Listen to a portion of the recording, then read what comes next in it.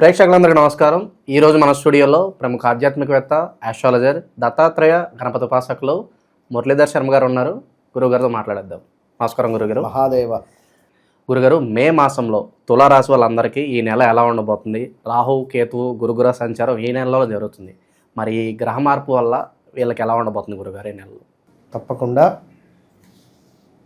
ముందుగా ఈ యొక్క మే నెలలో ఎండల యొక్క తీవ్రత చాలా విపరీతమైనటువంటి పరిస్థితి అయితే ఉంటుంది.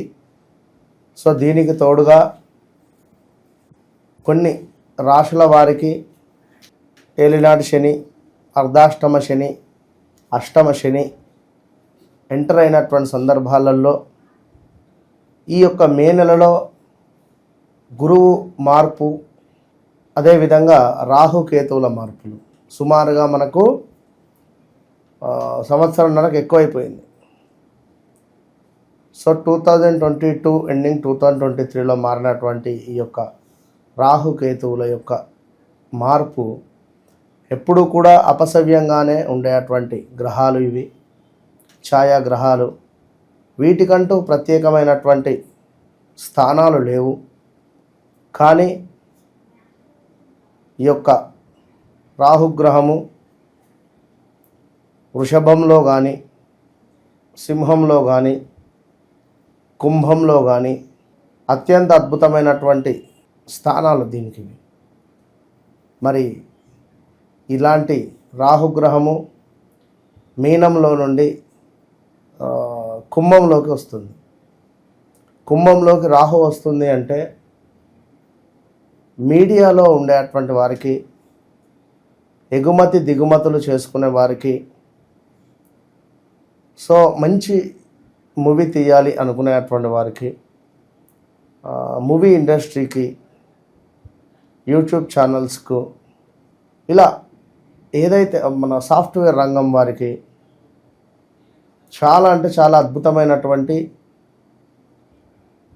ఫలితాలను ఇవ్వబోతున్నాడు రాహుగ్రహం. తులారాశి వారికి గడిచిన 2024 చాలా బ్యాడ్ ఈవెంట్స్ ఉన్నాయి.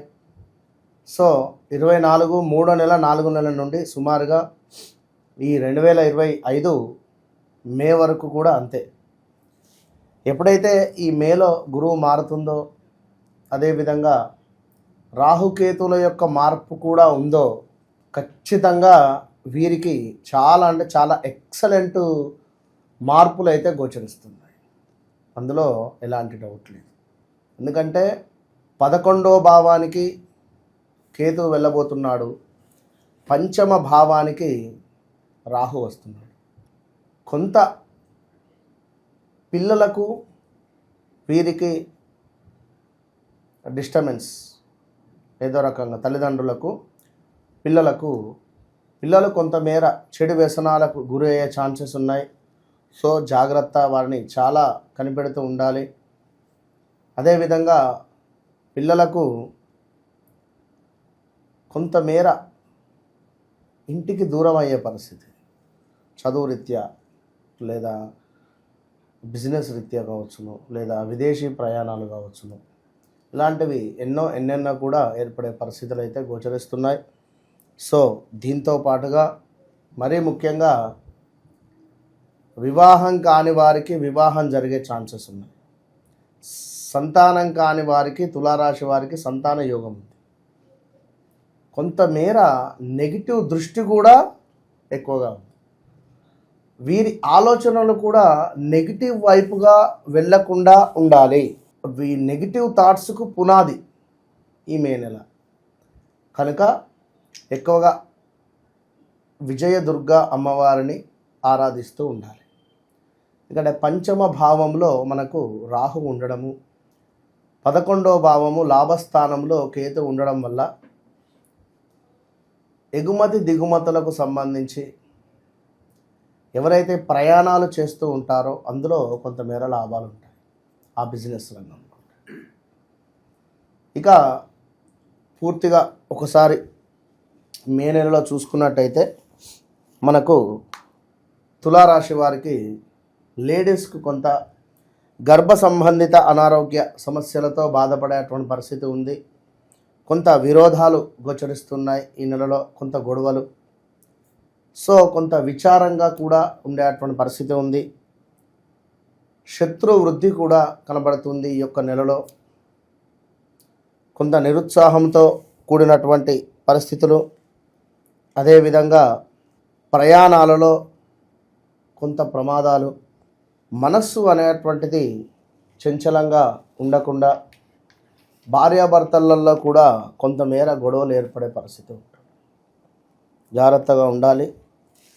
కొన్ని పనులు శీఘ్రంగా పూర్తి చేసుకోబోతున్నారు. నూతన వస్త్ర లాభాలు, వ్యాపార లాభాలు పొంచి ఉన్నాయి. శుభం ఒకటి. అదేవిధంగా కార్యాలలో మీ యొక్క పేరు ప్రఖ్యాతలు సానుకూలంగా మారేటువంటి పరిస్థితి ఉంది. అనుకూలంగా కొన్ని పనులు మీకు ఎంతో సంతోషాన్ని తెచ్చిపెట్టే విధంగా అవ్వబోతున్నాయి.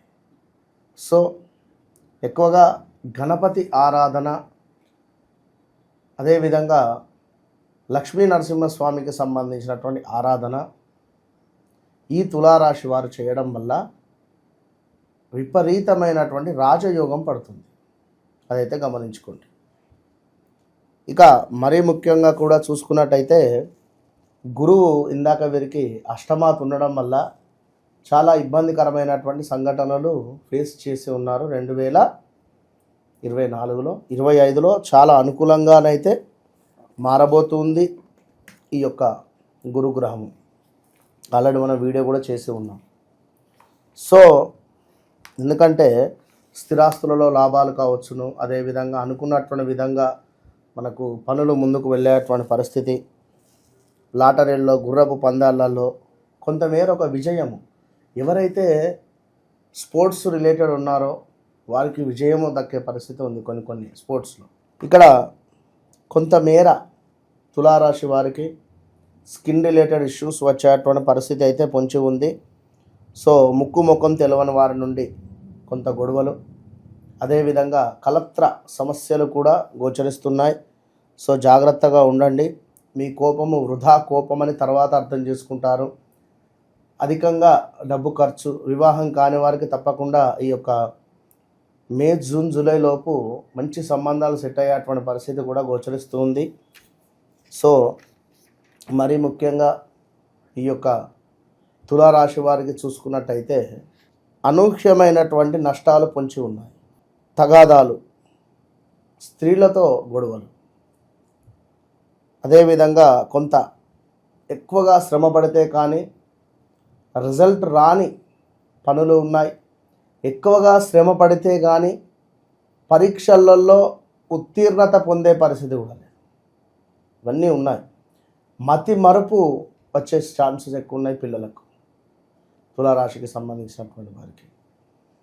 చదివినప్పుడు అంతా బాగానే ఉంటుంది, ఎగ్జామ్స్ రాసే సమయంలో కొంత జ్ఞాపక శక్తి లోపించే పరిస్థితి ఉంది. సో ఓవరాల్గా అనూహ్యమైనటువంటి నష్టాలు కూడా పొంచి ఉన్నాయి. ప్రమాదాలు, తగాదాలు, కొంత మనస్సు అనేటువంటిది చంచలంగా మారబోయే పరిస్థితి. మొత్తం మీద తులారాశి వారు కూడా ఖచ్చితంగా దుర్గాదేవి ఆరాధన, ఎందుకంటే పంచమాతు రాహు మంచిది కాదు.